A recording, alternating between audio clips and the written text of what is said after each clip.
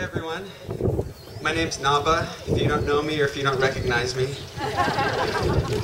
And well, it's a short story first. A few weekends ago, Audrey and Kamran were out digging, because that's what they do for fun. And they found this scroll. It just happened to be in the ground. And when Kamran translated it, it turned out to be an epic, an ancient epic. So Badri wrote it out into a play, and Kamran has embellished on it, and that's what we'll be doing for you this morning, or this afternoon. It includes traditional Indian dance, or dance inspired by traditional Indian dance. It also includes costumes stolen from recent Living Wisdom School plays. And it'll be about 15 minutes long. So we'll begin in about 5 seconds. Okay.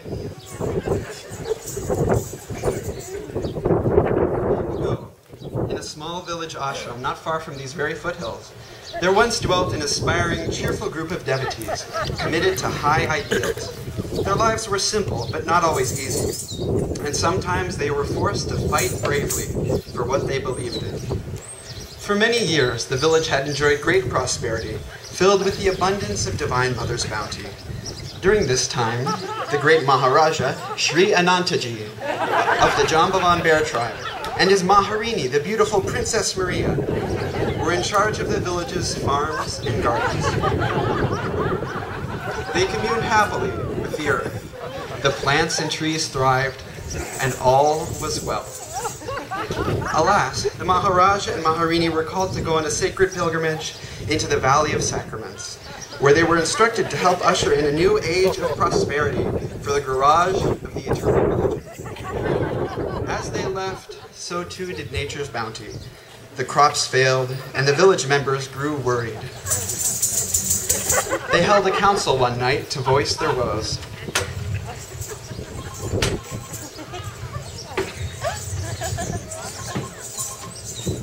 Both the pizza and the ice cream crops are failing. And all the best cookie pastures, once famous round the world for their rich quality and superior size, are now yielding mere bite-sized minis, crumbly snaps, wafers, and ladyfingers. In fact, all the village's normally abundant produce has been failing. It seems that ever since the Maharajas left, we have been starving. Indeed, the village had not seen such all-time low numbers in its agricultural output since the Great Coconut Bliss Famine. And still, the Maharaja's McSweeneys would not return from their sacred pilgrimage. The village ashram was suffering without them. And what's worse, in their absence, dark, mysterious forces of evil had crept upon the land.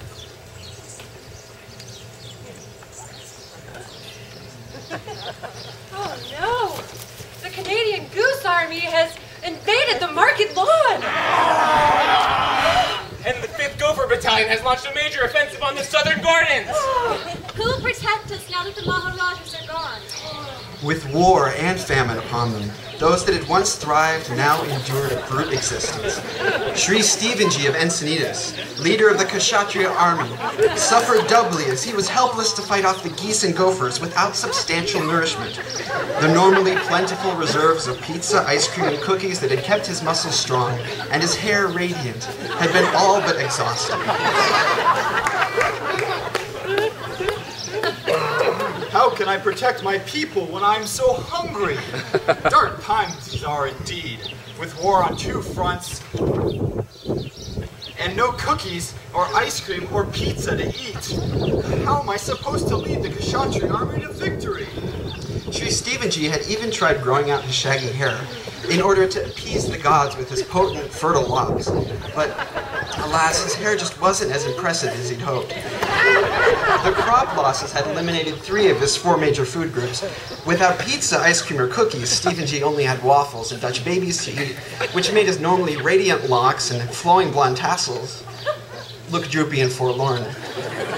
Other disciples faced challenges as well. Even the legendarily beautiful Princess Rosie had become so weak she could barely bat her eyelashes. And her beauty naps were constantly interrupted by the psychological warfare of the Goose Army's Special Ops Division. Yet, despite dark times, the ashram devotees never gave up hope. They stayed positive, affirming that better days lay just around the corner. And one day, lo, they found their faith rewarded. For behold, at the behest of the great Swami Sri Kriyanandaji, the Maharaja McSweeneys were sent back to the village to help their people. We have returned! Soon there will be pizza in the hands of every child. Ice cream will fall from the heavens, and cookies will rain from the sky like drops of mana. We have returned to ease the suffering of our people. The returning Maharajas brought a sudden burst of energy to the village. A new fighting spirit and vigor entered the hearts of the people. The mighty Kshatriya leader, Sri Stephenji, rallied by promises of bigger and better cookies, began to march the streets enthusiastically, waving his untamable golden hair like a challenge to anyone.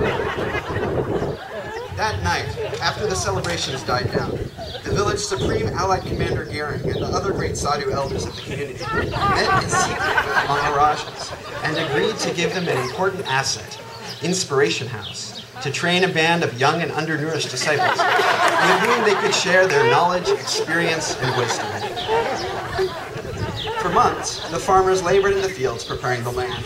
They chanted the 1,008 names of Krishna when they planted cookie seeds and watered ice cream crops, and the 1,008 names of Shiva when they rode out into the pizza gardens to do furious battle with the relentless gopher battalions. Things began to look good for our heroes. They had the help of two young and powerful nature devas who were ready for action, a courageous and handsome water spirit from the south named Badri, and a beautiful earth nymph named Kate. They worked hard together, and soon all was ready for the greatest junk food harvest the land had ever known. Of course, also invaluable to their efforts was their close friend and spiritual ally, Sri Sadhu Kamrad Prakash, of the diesel chariot kingdom beyond the magic land of the expanding light, and Anantaji's own charioteers, the ever-faithful Ganesha, Swami Kaboda, and Sri John Deere. The farm flourished, and yet, unknown to our heroes, evil forces had crept upon the land. They chose this time to strike. Kate, come look at these pizza crusts. They're all chewed up. Well, Badri, I wonder, did you forget to weed the stripples or hold the pineapple slices? Of course not, Kate. But look, they're chewed up right to the crust. I think the gophers have been up to something. This is a very bad omen. We must be very careful. Look, here comes Princess Rosie. She's always singing to the plants and devas. Maybe she knows something about the gophers. Hello! Princess Rosie, walking happily among the trees, decided to pay the pizza farmers a visit and express her gratitude for their hard work.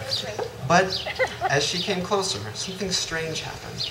A golden mammoth gopher appeared in the pizza box and headed right for her. Oh, help me! Help me! That gopher, let's get him, Ananta. Har Har Mahadev! Wait! No! It's gotta be a trick! You must stop! Kate had intuitively sensed something was amiss, but it was too late.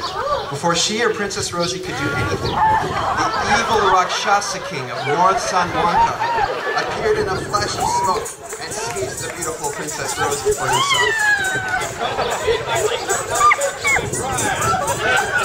And with that, whisked her off in his magical wheelbarrow to the trashy Rakshasa kingdom across the great oak tree sea. In bewilderment and despair, the village elders called an emergency war council with the Maharajas and their disciples. Nobody could agree on what to do, until the valiant Sri Sterlingji suggested a most ingenious plan. We must take many chariots of all kinds at once to ride upon the evil kingdom of North San Juan. I will supply great upgrades and soup-ups to all your chariots. We'll surprise the enemy and save the beautiful princess, and also convert all those Rakshasas to their own higher selves.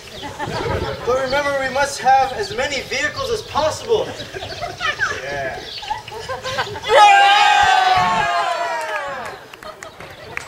Sri Sterling's mighty fleet charged through the canyon, but eventually they were halted before the powerful Yuba River.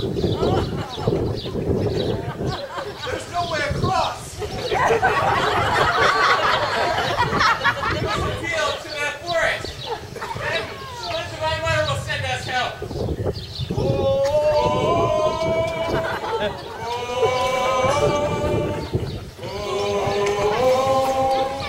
Suddenly, from the forest came all sorts of helpful creatures. The animals gathered together miraculously to form a bridge so that the army could cross. The fleet was then free to make its way across the rushing river on what afterward came to be known as the Bridge to North San Lanka. Storming the enemy kingdom, a mighty battle ensued. Sri Sterling's chariot armies were brave, but the Rakshasas were fierce and without restraint. Finally, Maharini Maria wisely called in the Living with Spirit reinforcement troops by blowing on her magic conch. New vigor sprang into the village army. There was the fearsome wandering sadhu Sri Kamran from the southern bearded scholar tribes. And in came the noble Kshatriya Stefanji from the eastern cloud tribes. And the mighty Gandiva warrior Sri Christianji from the united garage of all religions. After hours of fighting, Badri finally challenged the Rakshasa king to single combat. But the Rakshasa king's Maya attacks were too powerful for Badri. Desperate for victory, Badri heroically employed the chainsaw Brahma Astra that Sri Anantaji had taught him. He severed the 10 heads of the Rakshasa king in one fatal blow.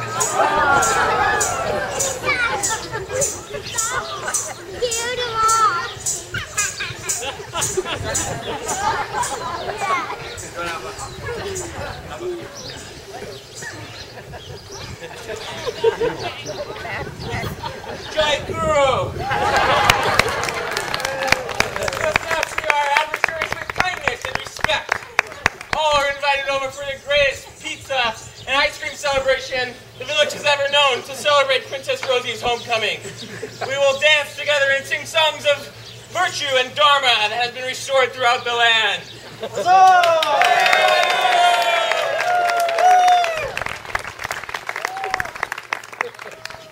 The Inspiration House ashram expanded and grew stronger. With the help of Sri Christian, the ashramites began consuming larger quantities of cookies and ice cream than ever, and their magnetism continued to attract more and more young devotees. Badri's cousin, brown-beard sadhu Sri Kamran, who was as wise as Badri was handsome, came to live in the ashram. Together, the two recorded the great epic that became known as the Rosieyana, so that future generations could learn from its deep teachings. This period marked a new era for young people, desiring spiritual teachings and satsang. Inspiration House eventually went on to refine their pizza, ice cream, and cookie diet under the guidance of Sri Anantaji and Maharini Maria. They became mighty leaders like their predecessors and carried their Living with Spirit banner in perfect faith across many lands, growing their empire of world brotherhood and self-realization.